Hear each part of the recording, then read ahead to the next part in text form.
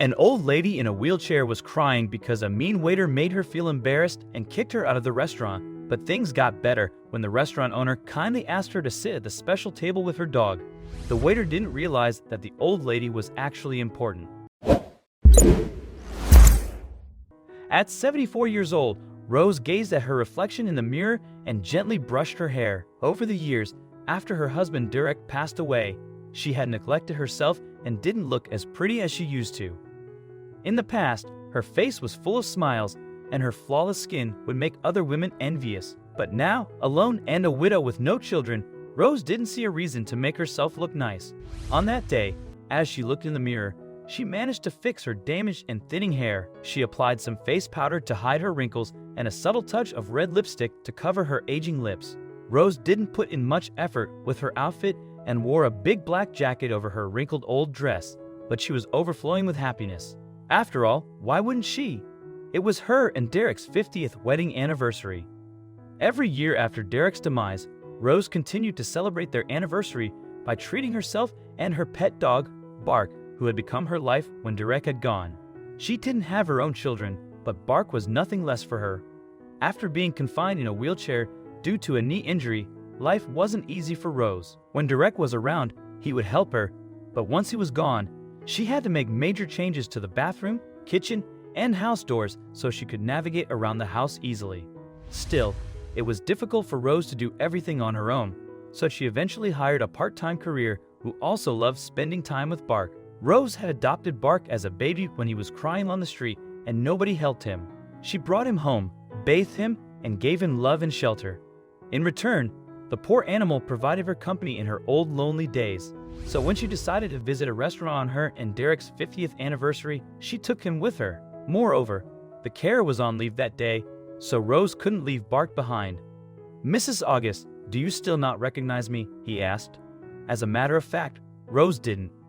Thankfully, a kind cab driver helped Rose get to the restaurant safely. However, when she arrived at the 5-star fine dining establishment, she could feel all eyes around her were scrutinizing her. The visitors were all rich and glammed up, whereas she was dressed down in an outdated dress and a hideous black jacket. Rose knew they were giving her awful stares. How can they just let a beggar in here? A woman mocked her as she walked by. Good Lord, they should better get rid of her. She stinks. Though she felt bad, Rose ignored them and rolled her wheelchair to the entrance. But just as she was about to enter, a waiter whose name tag read Simon stopped her. "You can't come in, ma'am," he stated stiffly, his hand blocking her path. "People like you aren't welcome here." "People like me?" Rose pursed her lips and stared at him in disbelief. "But what is wrong?" "Well, let me get this straight," he snarled. "Your outfit is hideous, your dog is really messy, and we do not want our guests to be seated around you." Just then, a couple passed by, holding their noses and staring at Rose. "Simon, we're regulars here, but we had no idea the homeless could get in for free." The woman chuckled. "I'm sorry, Dana." Simon apologized to her. "I'll take care of her. She's not getting past this entrance. Have a lovely evening. And you," he screamed at Rose. "You and your nasty dog need to leave right now. Out." Rose's eyes filled with tears at this point, and she pleaded with him again. "Son, today is a special day for me. It's my 50th wedding anniversary. I want to remember my late husband by dining here tonight. I beg you." "Look, Mom, I'll be frank with you. Our guests are some of the most esteemed people in this city. We can't afford to let someone lousy like you in here. Do you get it? So out now," he yelled, showing her the exit. Rose felt so awful that she didn't utter a word. She rolled her wheelchair around and was about to leave in tears, but a voice behind her stopped her. "Ma'am, wait, please. I've reserved a VIP table for you and your dog," it said. The restaurant owner, Ben Hoffman, came running up to Rose and graciously invited her inside. As Rose took her seat at the VIP table, all heads turned to look at her. Who exactly is she? Why is she being given a table here?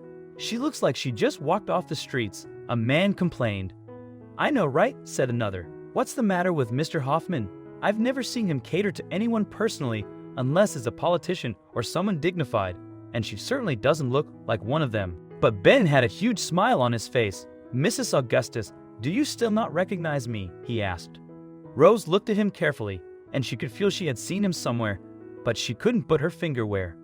"I'm sorry, son," she finally said, "but I can't seem to remember you. You see, this old bird can't remember even the smallest things. Where did we meet before?" "That's not a problem, Mrs. Augustus," Ben smiled. "Do you remember stupid old Billy who troubled you all day for chocolates while his father and your husband were at work?" "Ben! Oh dear." Rose's eyes welled up. "Oh my goodness, honey, I knew I had seen you somewhere." "Exactly, Mrs. Augustus, it's me, Ben. I am so happy to see you again," he said and hugged her. Everyone at the restaurant was shocked to find out Ben and Rose knew each other. Ben called Simon right then and told him to be careful the next time.